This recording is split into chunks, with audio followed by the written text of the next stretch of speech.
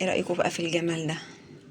ما تيجوا كده نعمل مع بعض ماتيلدا كيك ترند بتاع بلبن، ونشوف هنعملها ازاي ونمشي بالمقادير مظبوطه وهنطلعها حلوه قوي. ما تنسوش بقى تصلوا على الرسول عليه افضل الصلاه والسلام. ويلا بينا نبدا المقادير بتاعتنا. بقى نعمل مع بعض الترند بتاع بلبن الماتيلدا كيك. يلا بقى نعملها بكل سهوله وخطوه بخطوه. انا معايا 3 بيضات بدرجه حراره المطبخ، هنزل بيهم كده اهو في البوله بتاعتي.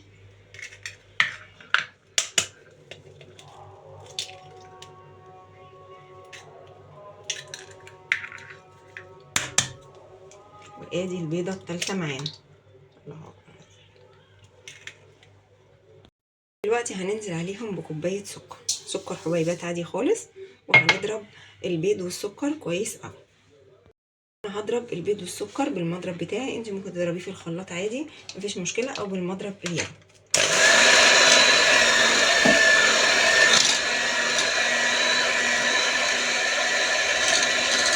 انتوا شايفين انا ضربت دلوقتي البيض مع السكر، شايفين القوام بتاعه بقى عامل ازاي. هنزل بقى بنص كوبايه كاكاو خام، ما يكونش محلى، غير محلى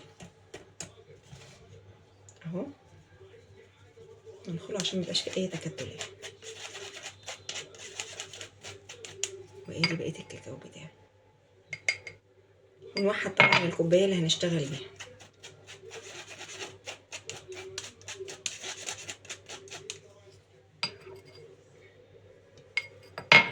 انا كده نزلت بنص كوبايه الكاكاو بتاعتي، ودلوقتي هنزل بكوبايه ونص دقيق.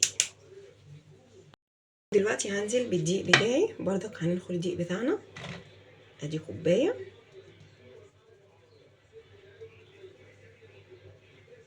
وهنزل بالنص كوبايه بتاعتي. بعد ما دخلت الدقيق بتاعي هنزل بمعلقه صغيره بيكنج باودر، هنزل بنص معلقه كمان بكربونات الصوديوم. دي بتاعت الكيكه مش بتاعت الكربونات العاديه اللي احنا بنستخدمها. بس كده. هنزل بمعلقتين خل عشان ينشط البيكربونات بتاعتي، وهضرب كل المكونات دي مع بعض. شايفين الخليط بتاعي تقيل قوي، فهنزل بكوبايه ميه على نص كوبايه زيت. طبعا بتكون سخنه جدا بتغلي اهي، زي ما انتم شايفين بتطلع دخان، وهضربهم كويس قوي. زي ما انتم شايفين انا كده خلصت الخليط بتاعي، وحطيت طبعا الميه بتاعتنا مع الزيت كانت سخنه بتغلي، ونزلت بيهم.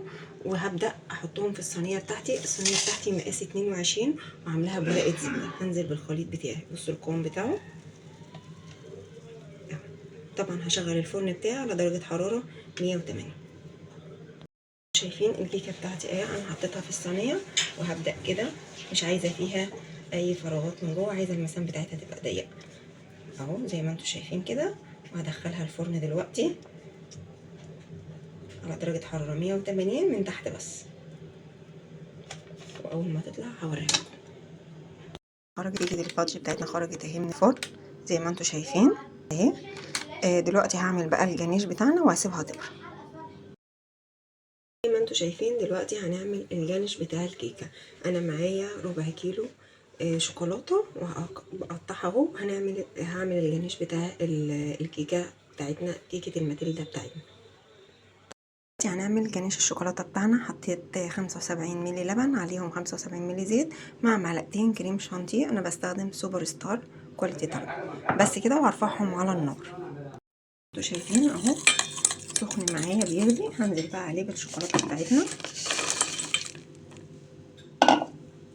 ونبدأ نحطها كده.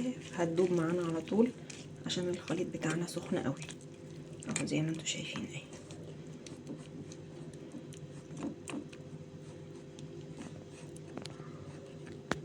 انتوا شايفين الجنيش بتاعنا، بصوا الجمال بتاعه اهو.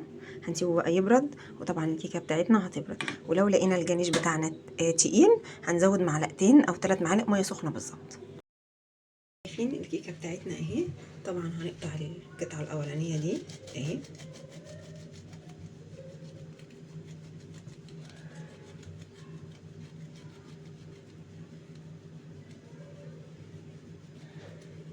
اهي قطعناها زي ما انتم شايفين اهي. طبعا هنستخدمها تاني وهنبدأ نقطعها، ممكن نقطعها 2 وممكن نقطعها 3 على حسب ما هتتقطع معانا.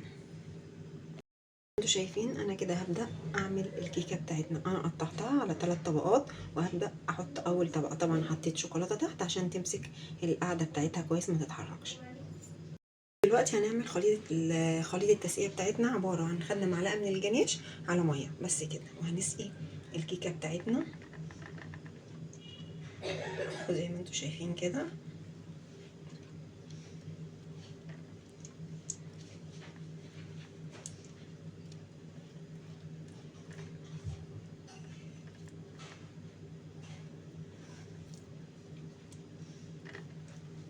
بس سقينا كده اول طبقة من الكيكة بتاعتنا.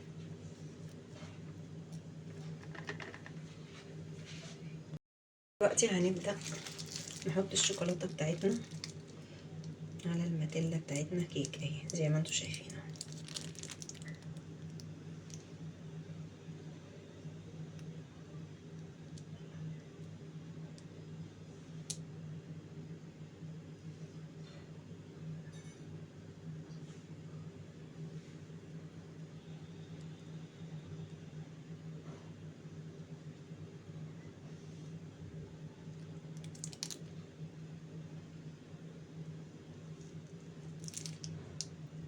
وكده اول طبقة حطيناها وهنبدأ ننزل بالكيكة بتاعتنا. كده احنا حطينا اخر طبقة بتاعتنا وهننزل بالشوكولاتة.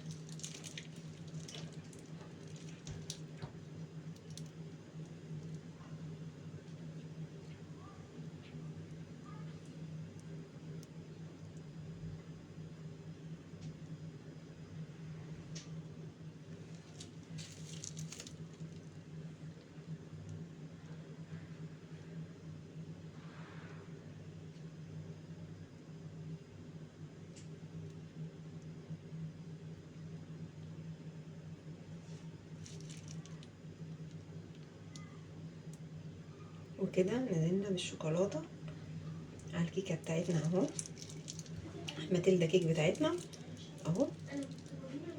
اي تزيين بقى يعني ايه، المهم ان احنا نغرقها صوص شوكولاتة زي ما انتوا شايفين اهي قدامكم. بس هنعمل ايه كده بالمعلقة تزيين بسيط كده يدي منظر يعني كده، هي تزيين نعمل كده اهو.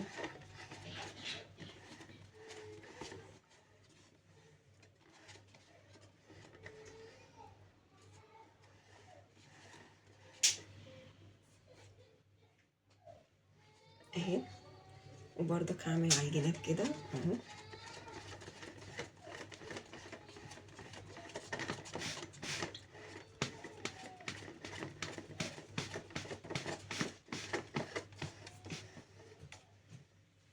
اهي زي ما انتوا شايفين اهي. انتوا شايفين احنا كده خلصنا الماتيلدا كيك بتاعتنا اهي. تزيين سهل وبسيط خالص مفيش فيها اي حاجه، هي كلها غرقانه صوص شوكولاته. ودلوقتي هنقطعها وهوريها لكم الطبقات بتاعتها. انتوا شايفين احنا قطعناها، انا عايزه اوريها لكم مش قادره اقول لكم. بصوا المنظر من جوه عامل ازاي، شفتوا الشوكولاته عامله ازاي فيها، حلوه قوي اهي. وادي الترند بتاع بلبن ماتيلدا كيك. يا رب فيديو النهارده يكون عجبكم، ما تنساش اللايك والشير والاشتراك في القناه وتفعيل الجرس عشان يوصلنا كل جديد.